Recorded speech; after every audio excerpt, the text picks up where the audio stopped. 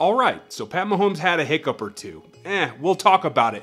His interceptions, what's going on with the offense, and how it's not anything to panic about. Coming up right now.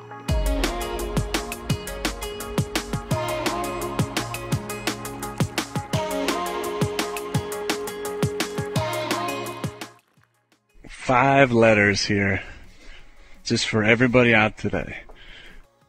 RELAX. Relax. We're gonna be okay.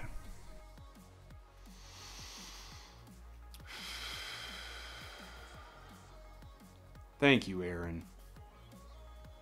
Welcome back, folks. I'm Ryan, and this is RGR Football. Appreciate all of you coming back if you've been here before. And for all of you new folks, if you like what you're seeing, click that subscription button as well as the bell notification, and you'll know when a next video goes up.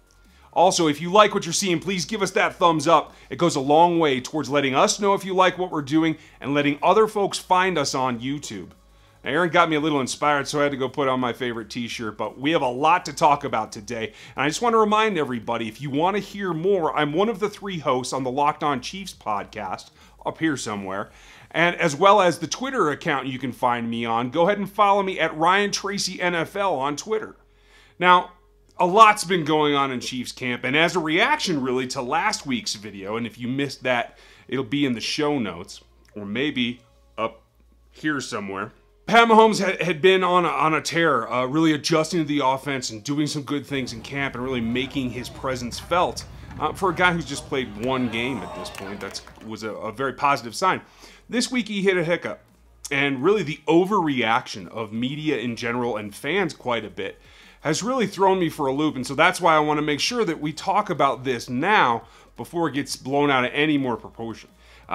One reporter in particular that's on the Chiefs beat had a couple of things to say, and really, in fact, some of you even put it in your comments from last week's video about these interceptions and how all of a sudden he's making all these mistakes, but we have to slow the train down.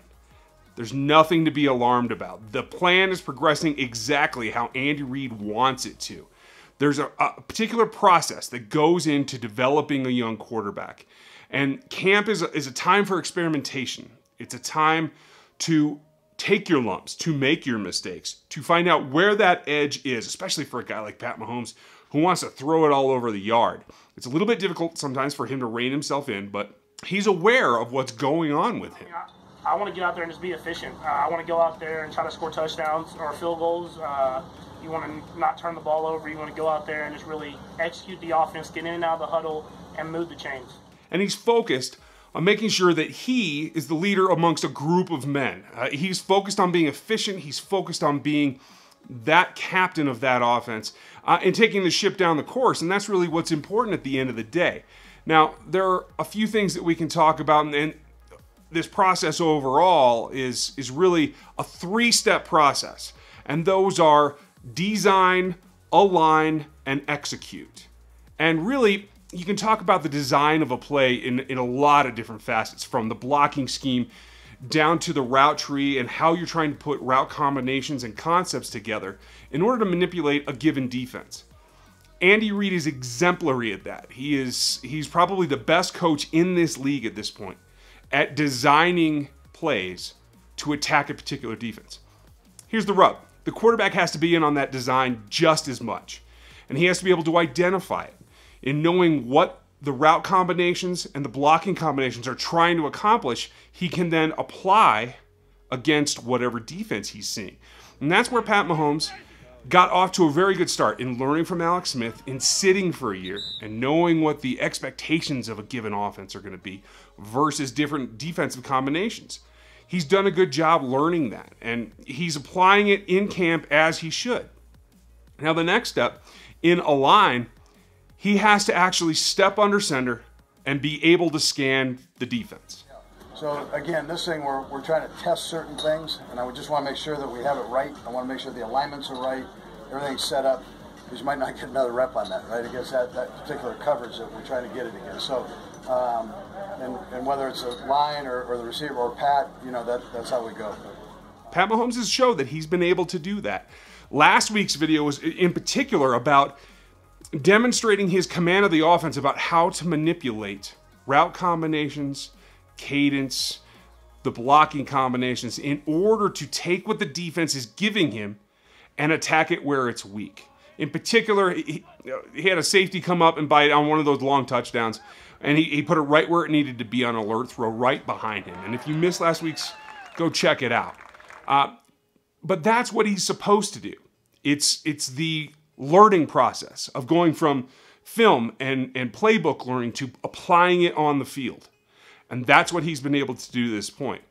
You can't take anything away from him at that point because he's applying what's happening in real time. And Sutton, on the reverse, has been not very bashful at sending him unique combinations, safety blitzes I've seen, stunning the defense because the defense has to work against him as well. And the video next week will be about the defense as I get ready to go to training camp. The schedule's going to be a little iffy with the preseason game and all that, so just keep an eye out for that next week. And by the way, make sure if you have a comment on Mahomes or the defense or whatever you have, leave them down below. If you're new to the channel, it's a great conversation around here. People are respectful, and we have football conversation. That's really what this is for. But what Pat's been able to do, despite all the wrinkles that he's seen and all the things that Bob Sutton has thrown at him, especially with Barry and the rotation at safety, that's really the first thing that a quarterback has to key on. And he's been able to adapt, and he's been able to make the right adjustments. Now, the one spot that he's fallen short, and it came back to bite him this week, is that in college he had a propensity to throw interceptions over the middle. Guys that he just didn't see. A lot of linebackers, a lot of safeties. This week, it came back.